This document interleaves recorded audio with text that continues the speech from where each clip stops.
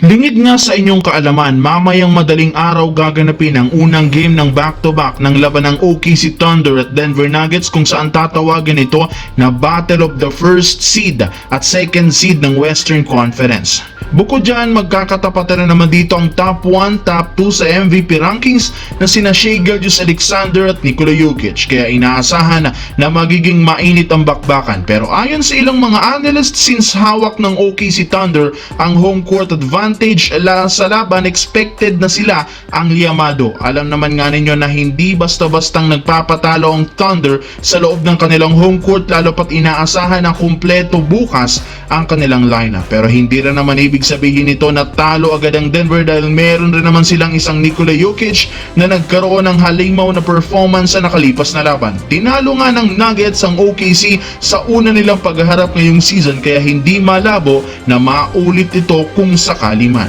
Samantala, nagkaroon nga sana mga akawan stories ang Los Angeles Lakers ng pagkakataong makapag-comeback sa fourth quarter matapos ang game mula nang matambakan sila ng Celtics sa second quarter hanggang sa third quarter. Naibaba lamang ng Lakers sa 4 points ang dating 22 points na kalamangan ng Boston, sadyang kinapos lamang ang kanilang comeback matapos silang matalo. Hindi nga naging sapat ang nagawa ni Luka Doncic na 34 points, 8 rebounds since maagang ang umalis si LeBron James dahil sa injury. Kung sakaling hindi nga ito na injury, makukumpleto nga sana nila ang comeback. Bukod dyan, hindi rin naman ikinatuwa ni Coach JJ Redick ang ginawang tawagan ng mga referee sa game, gayong masyado nga itong pabor sa Celtics. Hindi masyadong natatawagan dito ang kanyang mga players, lalo na ang dalawang superstar na sina Luka at LeBron. Bukod dyan, napakaninipis ng tawagan ng mga referee sa Boston, kagaya ng nagawang foul ni Jared Vanderbilt kay Derek White sa 3-point line